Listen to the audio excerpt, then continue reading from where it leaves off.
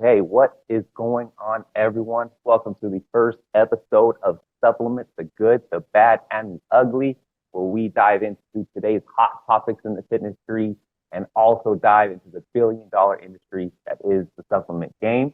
My name is Ryan with EFX Sports. I am joined with the owner of EFX Sports, Dr. Jeff Galini. How's it going, Jeff? Oh, going good, Ryan, man. Beautiful day today. Yeah, I'm excited to get this series rolling. Before we dive into this first episode, I do want to thank the sponsor of the video. We are sponsored by allamericanstuff.com, All American Pharmaceuticals #1 supplement superstore where you can trust the source, and home to EFX Sports, the #1 selling brand on allamericanstuff.com. Jeff, for those who may not know a little bit about you and who you are, can you take a quick second and kind of dive into your credentials dating back to bodybuilding times up to your current career status? Yeah, absolutely. So I'm a former All-American, three sports: high school, football, basketball, track. Went on to play college football, 4 years lettered. Injury kept me out of the NFL, which was my goal, and I tried bodybuilding and got hooked. Moved out to Gold's Gym, Venice Beach in 1982, and had a successful bodybuilding, powerlifting career, 10 years, turned professional. And during that time, supplements, nutrition really became important. Bodybuilding is way different than, football, basketball. We didn't know a whole lot about nutrition back then. So as I really dove into it, I worked part-time at GNC, and the first thing I realized is there was no good supplements for me. And my science background, that's sort of how I started formulating things that would help my physique grow. And one thing led to the next. I started as a little brand, and fast forward today, we're one of the premier brands and premier manufacturers in the world, with numerous patents, innovation, and such. But it all started out of, trying to help my own career grow, my body grow. Okay, awesome, awesome. So what's it like? So you mentioned you did track, you did bodybuilding. Currently, you're an owner of All American Pharmaceutical with many brands, father, husband. What's it like wearing all those hats sometimes? Man, it's a blast. I mean, I can't wait to get up in the morning. I love Mondays to get the week started. I love weekends, relaxing and such. But, everybody's wired a little bit different. I'm an athlete. There are athletes and then there are athletes. And as an athlete, we strive for perfection. We strive to be the best. And whatever we focus on, that's what I put my energies into. So, as I retired from, football and transferred that into bodybuilding. And when I retired from bodybuilding, I just transferred that into business, science. So, again, it's fun. It keeps me off the streets and out of trouble. All right, that's what it's about for sure. Okay, so today we got a hot topic. Today we're going to be discussing steroids and how it's incorporated in the fitness industry today. But before we get into the present, I'd like to dive into the past a little bit. What year did you say you were competing in bodybuilding? Yeah, so I competed from 1980, around 82 to 1992. Okay, so 80s, early 90s era. Yep. So what was steroids in that era? Was it something that was openly talked about in the gyms? Was it kind of we know we're taking it, but we're not talking about it? How was steroids talked about and discussed in the 80s, 90s?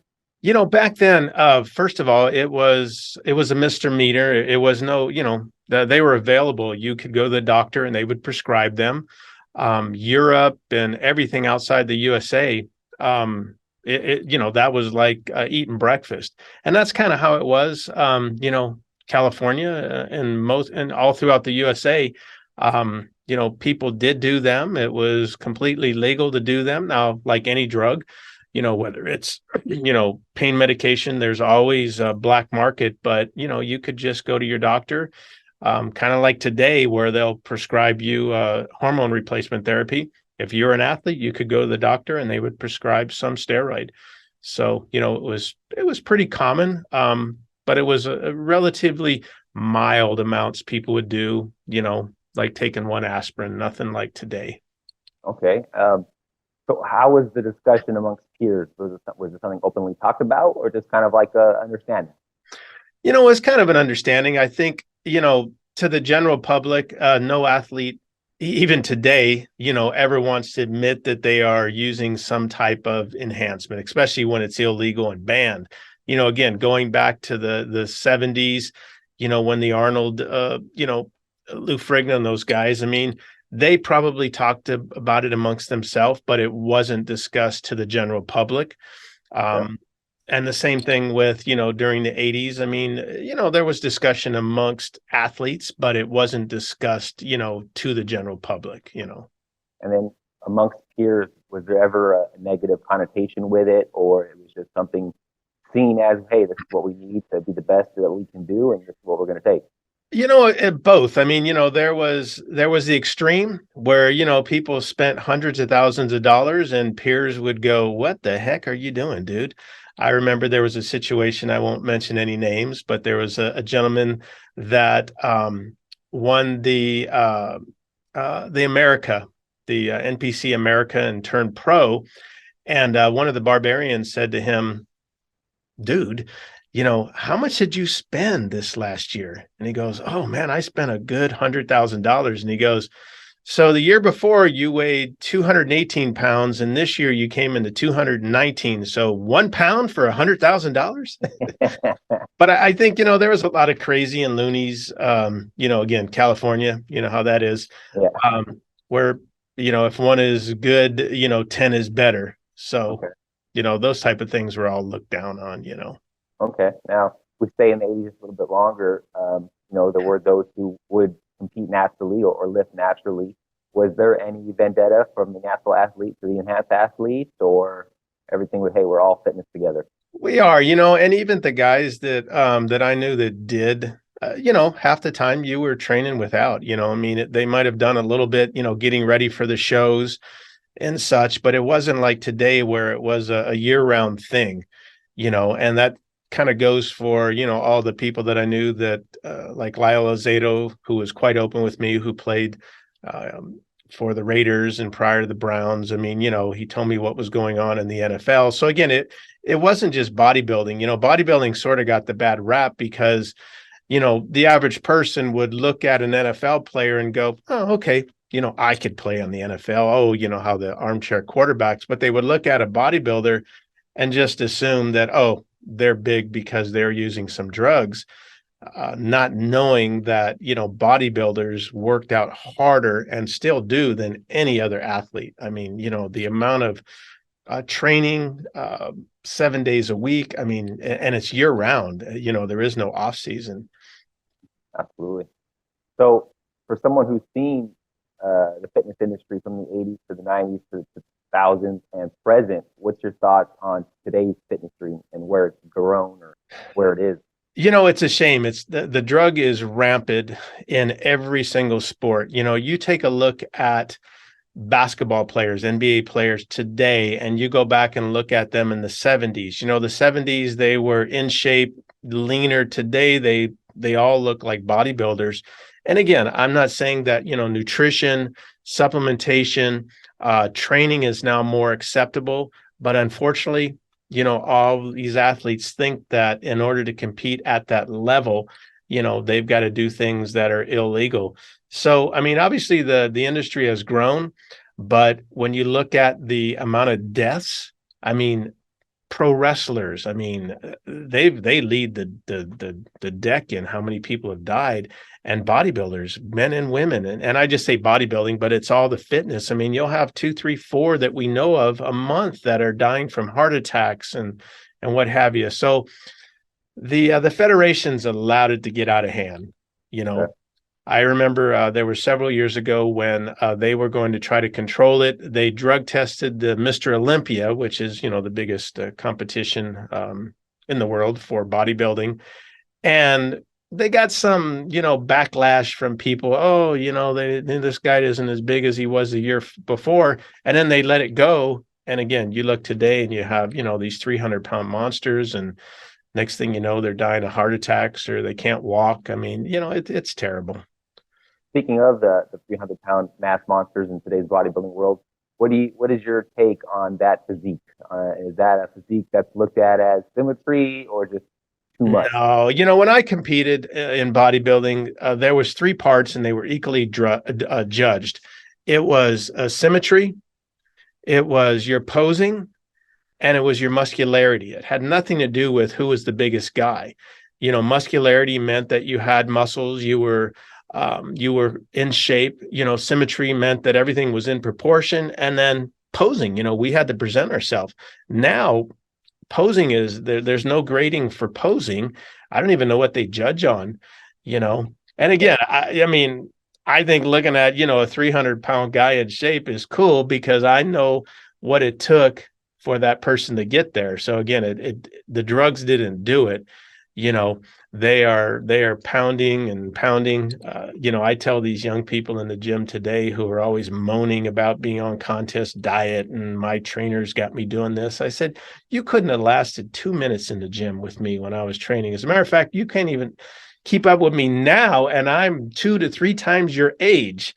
you know they're on their phones, they're talking. I mean, we were bam, bam, bam, bam, hour and a half straight out. And I mean, lifting some heavy, heavy, heavy weights, but you get out of anything what you put into it.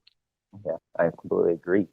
So if we kind of vary off the actual competitors and we take the fitness industry as a whole, and we're looking at pretty much the general population and how many people are using steroids, whether it be people maybe competing at amateur show, or they're just trying to get into the sport, or they're competing, or they're taking steroids strictly for vanity. What is your take on steroid use for vanity and where how Yeah, popularized it's becoming? back around, I think it was the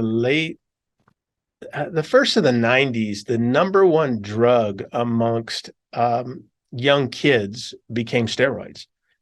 Prior to that, I don't know, it was marijuana or whatever. And I don't know today, but, it's become a little more common, even though it's illegal, with the introduction of, hormone replacement therapy. I know 17-year-olds that are on hormone replacement therapy. You know, parents think it's fine because the doctor says, oh, your testosterone is low. This isn't healthy. Um, what you got to remember, and again, today there are more than just steroids. The drugs they are doing, like I said, is out of control. Using insulin, growth hormone, and God Peptides, carbs. knows who, what. I mean, we had some wackos back in our time that screwed up a lot of women, and a lot of guys with all this experimental stuff. And now it all comes out of China. So, who knows what these people are doing. But I mean, fitness has obviously grown. It's become more acceptable where, again, you go back to the 70s, the 60s, most people didn't think about health and fitness. You look at the amount of gyms back, even in the 80s compared to today, most people are trying to be a little more health conscious. With the internet and social media, there's more information out there.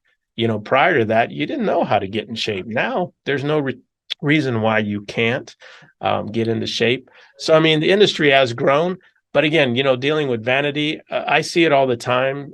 These young kids, they look at, somebody who's been lifting for 15 years and they don't want to put the time in. They think, well, I'll just go, get some steroids from, this Joe dealer down here. And, and then you find that you look at the guy and you really, I mean, don't even look like you're doing something. You must be wasting your money, because as you know, there is no drug other than, antibiotics and things, that have good medical reasons that you take and you don't have to do anything for them to work. A steroid isn't a magic drug where you take it and boom, you look like, Ronnie Coleman overnight or Arnold Schwarzenegger. I mean, it isn't about it. It's all about, nutrition is the most important thing, and your training, supplementation, as we say, that's an additive. And even, again, talking about drugs in general, they're an additive. But if you don't train hard and you're not eating right and you're not supplementing right, waste of money, waste of time, and the fact that it's going to kill you. So Yeah. Okay. So with the popularization of steroids in today's world, and you have these 16, 17-year-olds that see their fitness influencers all over their screens, be it TikTok, YouTube, Instagram. And now there's the introduction of SARMs and how easily those are purchasable. And now you see these teenagers who are in high school and they're on 4 or 5 different SARMs. And there's a name for them in the fitness community. They're called SARM goblins. And then Yeah. little characters taking SARMs. So, I mean, where does this industry go if we don't start putting a cap on these kind of drugs? It's going to go to, going to go to hell in a handbag, as my dad used to say. I mean, the thing you got to realize, first of all, there are no SARMs. SARMs are experimental. The drug companies are working on them. So if they ever finish their research and patent them, people like Pfizer will release them for medical use. What's being sold on the market today, number one, is either completely fake or it's testosterone. They come from China. So basically they're taking a testosterone cypionate or an anathate, something that, a doctor would give you for hormone replacement therapy. So all these people who are thinking, oh, I'm buying SARMs, from China or off the internet, you get drug tested, you're going to test positive for anabolic steroids or for a banned substance if your job or anything. Now, the thing that people don't realize is they don't understand that our body, male and female, we produce testosterone. It's part of what causes us to grow. As we start to age, there's a reason why our testosterone production decreases. I mean, that's healthy and natural. When a young person introduces that drug, it completely shuts down your own body's production of testosterone, and you are now have to get that testosterone from that external source. And if you ever quit, it's very difficult for your body to rebound back, and again, it's detrimental, heart attacks, blood clots. And the older you get, even with the hormone replacement therapy, very, very dangerous. Blood clots, heart attacks are common. I mean, again, we're seeing people drop like flies that continued on with this, that just couldn't get rid of the fact that you're going to age and you're not going to be as big as you were when you were 20. I mean, you can't do the same. You can't run as fast. You can't jump. You can't lift as much. Just accept it and pass on your knowledge instead of trying to, outdo the 20-year-olds, And now we're talking about women. I mean, if you look at a lot of the women, going from the 80s, the 90s, first of all, they look like guys. They talk like guys. They got facial hair. And they look like they're 70 years old and they're 25-year-old gals. Yeah. They're fat, they're out of shape because they've screwed up their metabolism. This is life-changing stuff, and most of it is irreversible. So again, these young people are shutting down their production. They're going to have issues with bones and arthritis and heart disease because, again, they're messing with their body's hormone system. But keep in mind that steroids are the only drug that are psychologically addictive. All other drugs are physically addicting. When you are psychologically addicted to something, it's crazy. I always tell young people about one of the drugs that I think is still used today. It was very popular back in the 80s and 90s. It was a horse drug. And on the bottle, it said 50 milligrams every 6 weeks for a 2,000-pound animal. Warning. Is this Trenbolone? What's that? Is this Trenbolone? No, it's called Equipoise. Oh, Equipoise. Okay. It said, warning, will cause extreme aggressiveness in animals. Now, guys, 50 milligrams every 6 weeks, 2,000-pound animal. People were taking 150 milligrams a day. Now, what is that going to do to your body? You talking about extreme aggressiveness. I remember going over a guy's house one day, and I walked in, and his aquarium had a big aquarium, 30, 40 gallons. It was all holes in it. And I'm like, Dean, what the heck? And fish were making too much noise, man. Had to take care of them. But yeah, so, to a different level. Before we continue on with today's topic, I just wanted to let you guys know, if you do like this podcast, want to see more episodes, it'd be much appreciated if you could drop a like, share, and subscribe. subscribe and follow our channel. Also, leave a comment if there is a specific topic in the industry that you would like me and Jeff to go over, as well as any potential guests that we can bring on to the show. Now, Jeff, being that some parents may watch this podcast and their 16-year-olds are coming to their mom, to their dad, and they're asking for money to buy SARMs because they want to look like their favorite athlete, how would you educate today's parents on what to tell their kids when this scenario happens? Yeah, I mean, I get parents all the time that say, "Hey, my kid, wants to take an amino acid. Oh, acid, those are bad." So I think parents need to be very, very concerned, even about going into, GNC or, the store, and a lot of those don't monitor what age. I mean, there are certain things that are for adults, like natural hormone replacements, things with caffeine. Kids don't need none of that junk. So parents, you've got to be careful. Don't listen to your kid. First of all, they either lie or they've been lied to. There are pushers in the elementary schools. There's pushers in the gyms. There's pushers on social media, and they're nothing more than drug pushers. SARMs is a drug. Steroids is a drug. Some magic pill is a drug. If you're going to, get your kids on supplements, if they are, athletes, I highly recommend it. But that's why I got into the industry. You've got to deal with reputable companies like EFX Sports or All American Subs. And again, we're not the only good companies. There are other good companies out there, Now Foods, and, I can go through a list of reputable places. Those are the brands that you want to buy. But again, the good brands are going to tell you that certain products aren't recommended. They're not for young kids. A young kid doesn't need to boost his testosterone level anymore. It's already at the max. So it isn't going to do anything. And it could end up messing up his testosterone. Same thing with, I'm a big advocate that, kids shouldn't be drinking, energy drinks and pre-workouts. They don't need it. I mean, they need to fuel their body properly with nutrition. So what are some long-term side effects if a 16-year-old were to implement SARMs into their routine now, or even small cycles of actual steroids? Yeah, well, being that we know that SARMs aren't real, just say they're taking illegal steroids. Number one, it's illegal. It's illegal to possess. So you have one little bottle, the feds could come in. That's a felony.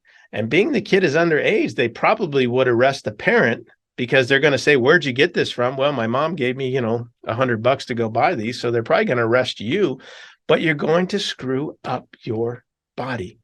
If you're a girl, you're going to start to grow man parts, and maybe, with all the wackos. Well, anyhow, you're going to age. You're going to hinder your bone growth, which is going to lead to, arthritis. You're definitely going to, look at blood clots, heart attacks. I mean, all the things that you don't want to have. And again, it shuts off your body's production. So at a young age, you shut that off, your body's not going to kick back in. So where are you going to be the rest of your life? Are you going to have to now, be under a doctor's supervision to be on hormone replacement therapy? And the problem is, it's too much. These doctors are giving too much, which is why we have all of these issues. And of course, when, little Jimmy Bean, feels aggressive and good, he may not look any different, but again, it's that mental, it's that psychological feeling of well-being and power. If he can't get it from, the doctor, he's going to get it from somebody in the gym. There's always somebody in the gym that knows a guy. And now you're introducing, God knows what. It's street drugs. Most of the time it's cut. It's out of China now. It used to all be out of Mexico. Now it's out of China. It's all bogus. And who knows what they're sticking in there? Because again, they want you to be addictive. There could be fentanyl in there. There could be methamphetamines. I mean, things that are going to get that kid addicted. And again, steroids aren't a gateway drug, but once you do one drug and your pusher's got something else, oh, hey, I've got this going to give you more energy in the gym. And he gives the guy some methamphetamines, boom. You're hooked, and, just going to lead to death. I agree. And I think the popularization of steroids has brought on a new fascination with TRT and HRT. And as you said earlier in the show, even at young ages. So what's your thought on all these different telemedicine services to where, all you have to do, I mean, if you got the money, they'll prescribe you what you want? I mean, I was in the same boat. It's very, very hard. It's hard to age as humans. We don't want to get old, but I think you got to be smart enough to say, you know, aging is normal. Sure, you can go spend like these Hollywood people, Botox and all this stuff that they do and facelifts to look younger, but that'll make you happy. uh, Gosh, how many surgeries did Michael Jackson have? The poor guy, he was addicted to constantly trying to improve himself. Where um you got to just be happy with where you are, and there are alternatives. So again, there's nothing wrong with an aging athlete using something like I've developed, because for myself, I did not want to get on hormone replacement therapy. I still enjoy lifting and I love to eat. So I knew that there was a way to grab from nature, because all drugs are copies of what are naturally occurring in nature. If you look at any drug out there, they started usually with extracting something, but then it was easier to synthesize. And I don't care what the vaccine or anything. I mean, there's things in nature. So, I first developed a test charge for myself because I just wanted a little boost. Again, there's nothing wrong with boosting your own system. That's different than taking an external source, because you got no side effects.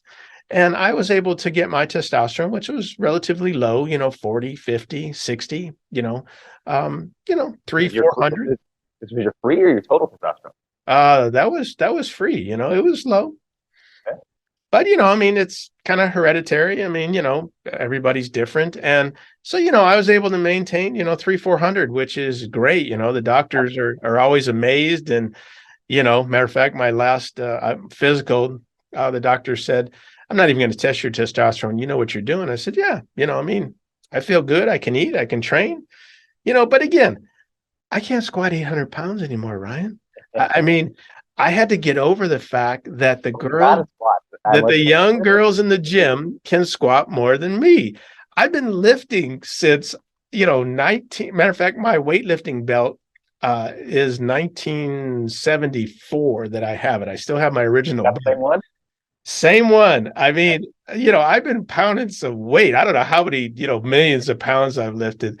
But, again, Jack LaLanne, look at the people that, are in the health and fitness. Being an athlete is about longevity. Obviously you can't do some of the same sports and same things, but you should, find things to keep active and, find other sports that you can do as you age. And there's plenty of things out there to do. Okay. Now we're gonna circle back to the test charge here in a second, but kind of my final note on steroids and where it's being used. Um, let's say I'm an 18, I'm a 20-year-old. I see how easy it is to make money when it comes to being a fitness influencer, having a lot of followers on TikTok, having a lot of followers on YouTube, and you see the fitness influencers that are doing well and who have millions of followers, and they're open with their steroid use, and they're getting brand deals with numerous brands, energy drinks, etc., and they're getting paid a commission just to talk about the brand for a quick second on their videos. I want to make a bunch of money. I want to get out of my parents' house. I lift weights. I think I look good, but if I look this way, maybe brands will approach me. What would you say to that kid who wants to go down that journey, who wants to be a fitness influencer for, maybe the wrong reasons, but they want to make money, they want to be a fitness influencer, they see the popular ones doing steroids. What would you tell that kid? What's your advice to him? First, I tell the influencers, shame on you.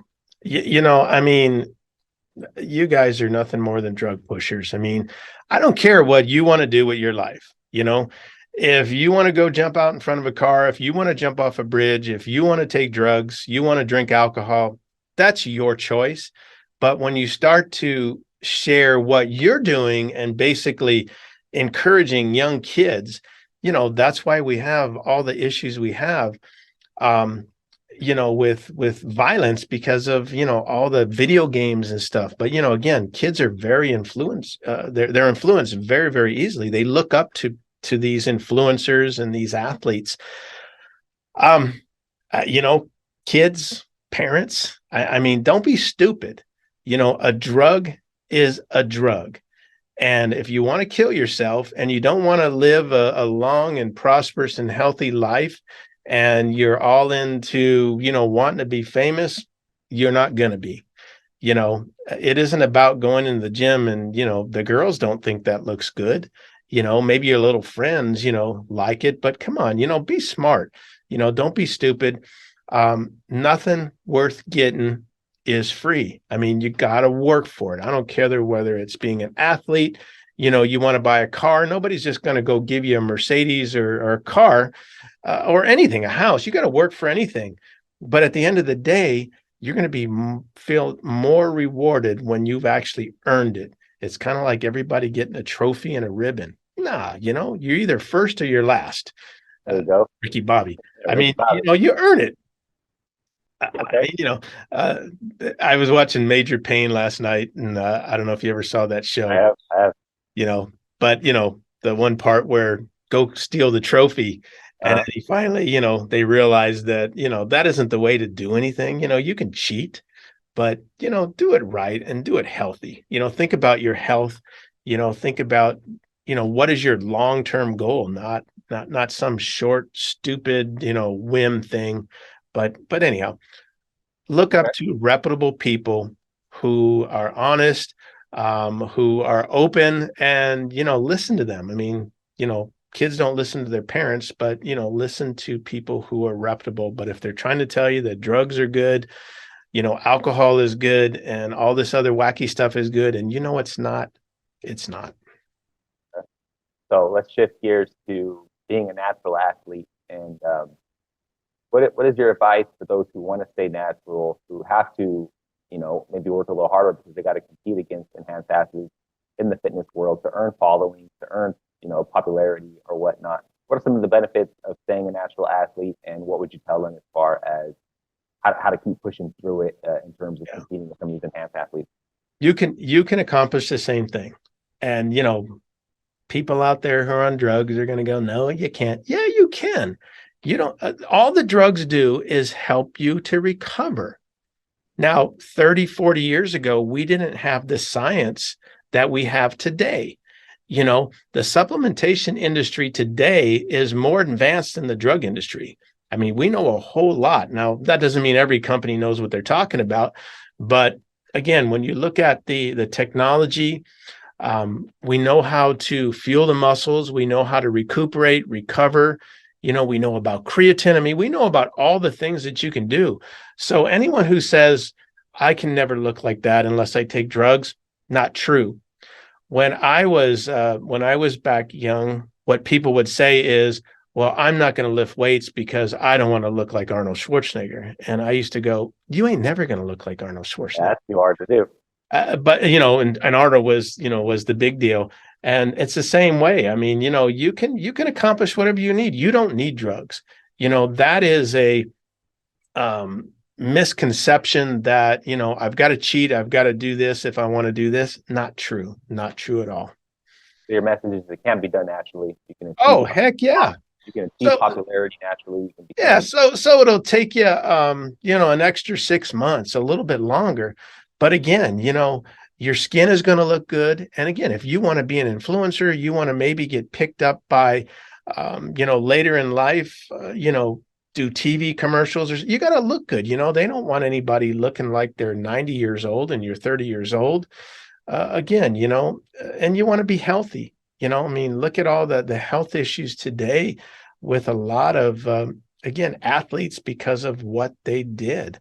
So again, yes, you can. If you put the time in, you understand nutrition, you understand your body, you understand recuperation, recovery, sleep, water, how much protein to get, and you put the time in the gym, or if you're a football player, basketball player, pickleball, whatever it is, you're going to get out of it what you put into it. Drugs isn't going to make or break you or make the difference one bit at all. It's only going to shorten the amount of time that you're able to do what you love to do. Absolutely. Stay natural, give effort, see what you can accomplish that route. Now, you mentioned a product that you created, EFX Sports Test Charge, which is available on allamericansubs.com. You created this product, EFX Sports Test Charge, in hope of increasing your testosterone naturally. So how would a product like this benefit maybe someone at 25, 30, low testosterone levels? Yeah. Why would they take it? It's going to benefit. When I first developed it, I had no intention of selling it. It was just for me. And, as I was giving it away to people, it was kind of like, man, you should really not be greedy. You should, share your knowledge.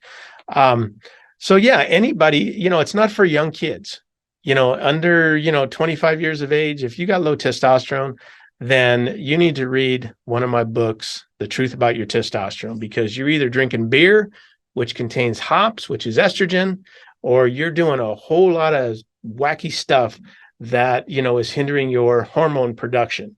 But as you get into the 30s, and again, maybe just naturally you're starting to see some decrease in testosterone levels, and telltale signs are you're tired all the time, you can't eat as much as you did, you're having trouble getting up in the morning, sleeping, your training is just not good, then that's probably a sign of low testosterone. And that's what Test Charge is for. It's completely legal, so you won't test positive on any drug test. And, again, it helps to take your natural levels, fill in those gaps, and basically boost your natural levels back up. It's been proven, people, pros, non-pros, older people, midlife people. I mean, we've been selling it and using it for a long time. And like I said, it's a staple in what I do. I cycle on and off it, because it's just kind of how I've always done. I like to let my receptor sites clean out, after a certain amount of time with any of my supplements. But that's what it's designed for. It does work. Side effects, makes you a little aggressive. Again, because when you're taking your testosterone from a low level and you start to boost it, it does increase libido because, again, that's part of testosterone. But you just feel good. You're able to eat more. Workouts are good. You're not tired all the time. Now, with the increase in testosterone comes an increase in estrogen. I believe your Test Charge kit does have an estrogen blocker. Yep. Is that something that's crucial for the kit? Yeah. And the reason why there's a kit, it's very difficult to increase natural levels, to boost your levels. Your body has a defense mechanism. When your natural levels get too high, and this happens with drugs too, it converts it to estrogen. That's just a built-in defense mechanism. So in the Test Charge kit, there is an anti-aromatase, which hinders your body conversion of that estrogen into testosterone. And again, because we're not talking about, synthetic levels, it's completely safe to do that. And we don't introduce, abundance of estrogen. I mean, all guys have some estrogen. Women have more estrogen. And by the way, Test Charge is safe for women. They just need to take a much lower dose because, again, women do have testosterone in their bodies. That's what helps them grow also. They just don't have as much. But, again, it's safe for, and I always say older people, Okay. You mentioned a book about testosterone. Where is that book available? So you can get it at, I think it's at allamericans.com. All my books are available there. You can email me. I think they're on Amazon. I give them away. I have something like 26 different books. The Truth About Your Testosterone is very interesting because it gets into your body and what testosterone is, what it does. And then I tell you how to naturally boost your testosterone. And I tell you things to stay away from that decrease. And then if you are an older person, maybe over the age of 40, I also have a book called Androplause. That is the medical term for low testosterone. And again, I kind of get into andropause and a little bit more detail than what's in the Truth About Your Testosterone book. But you can email me. You can email, info@efxsports.com. Everybody, has those books, and, we'd be love to send you out a PDF absolutely free. Jeff, can I get you to donate one of those books for anyone who likes and comments on today's episode? Absolutely. If you give me your email or give Ryan your email, you can comment and, send us that, or you can email me directly. It's drj at allamph.com. And I'll send you the PDF. It's easy, about 50 pages. It's really easy reading, but I think you'll find it very, very educational. Now, these are things that these influencers and all these people are selling you. I give it away free because, again, it's about giving back and helping people out. So, you don't need to go pay for these books. You can get mine absolutely free. And if you don't like it, well, it didn't cost you anything. Well, you heard that straight from Jeff. Please like and comment on the video, and he will get you a free copy of his books on testosterone. Jeff, it was a pleasure speaking to you today regarding this topic. But I would love for you to let the viewers with one final note regarding steroid use and staying natural, and why you think staying natural is the way to go. Well, again, first of all, it's illegal. So keep that in mind. It's a Schedule III narcotic. So possessing a steroid is the same as possessing cocaine, any Schedule III drug. You will go to jail. And if you have too much, then you will be charged with distribution, which adds 3-4 years to your sentence. That's from the legal standpoint. From a health standpoint, they're dangerous. They're addictive. Why? I already said that you can do anything that you want without the use of any type of illegal drug, and accomplish the same thing. And if you're skeptical and you don't know, then again, reach out to me. I'll give you training books. I'll give you meal replacement books, and I'll show you how to do it. I did it for years. So again, and I played 4 years of college football, would have went into the NFL, had a successful powerlifting career, set many state records, turned natural as a professional bodybuilder, and got into as good a shape at 240 pounds. I was bigger than the drug guys at that time. So again, you can do it. Does it take work? Yeah. But, anything worth doing takes a little bit of effort and time, So for our viewers, Jeff, you are a lifetime natural? No, I mean, I did experiment early on because I was one of those stupid kids. I won my first bodybuilding contest. And again, I had never even, I did my college thesis on anabolic steroids. So it was interesting, because everything I saw, it seemed like, all these California bodybuilders were doing this. And I thought, well, in order to really finish my thesis, I should probably try it. I'm a scientist. So I went to the college doctor and said, hey, I'm doing my thesis on this, and I didn't know anything. And, they got me some steroids, and I tried them. And my conclusion was I didn't notice any difference, and again, I did try them when I was younger and did use them for a while, but I realized that, this isn't where I wanted to be. And when I got off and cleaned out, I had gotten in better shape, was stronger than I ever was, but I maintained it, So again, that's what I was able to do. And, again, anybody else can do it too. I just had to, I worked as hard. I didn't work any less, but I had to learn more about nutrition. I had to learn about recovery. And again, I just started inventing things that, you find on the EFX sports line, Cralclin, Carbolin. These are all things I developed for me to continue on, after I retired.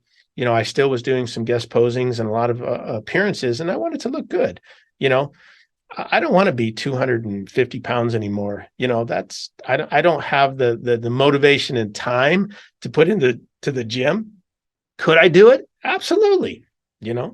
At 63, if I wanted to weigh 260 pounds and I had the time and motivation to spend, 2-3 hours a day in the gym, 6 days a week, I would do it. But I don't. I just want to be in shape and feel good, Well, I definitely appreciate your openness to share that you have dabbled, but you are now a natural athlete. I think I think athletes today need to speak out if they are using it, and let people know the negative effects that come with using it, to let our youth know their experiences, and as we move forward, and why staying natural is the more route to go, and that there are natural supplements that can help you achieve what you're looking to do. Yes, it's going to take a little bit longer, but again, the efforts you're going to feel and the rewards you're going to get from staying natural, and it's only going to feel that much better. So it is. And parents, if you've got kids who are athletes, they're not going to discuss these things with you. So again, reach out to us, grab our literature on, meal plans and training, and share those with your kids, because if you can help educate them, from experts. And again, I never say that I'm an expert in all things, but I am an expert in some things. Give them the information, help them out, and once they get on some good supplements, some protein and some good eating plans, and they grow like a weed and they start outperforming their little friends, they're not even going to think twice about the little guy with the purple pill or the blue pill in the gym saying, if you take this, you're going to, put on 20 pounds or whatever. All right. All right. Well, that is it for today's first episode of Supplements, the Good, the Bad, and the Ugly. Our ongoing schedule is still under work, so bear with us as we come up with a more regular streaming schedule. If you did like everything you listened to and saw today, please drop a like, comment, and subscribe so you can see more, as well as hit the notification so you can get an update on when we do have a new video out. Jeff, again, it was a pleasure. And absolutely a little sneak peek onto our next episode. We are going to discuss if supplements are overrated or underrated. So stay tuned for the next episode. That's it for today. I hope everyone has a wonderful day.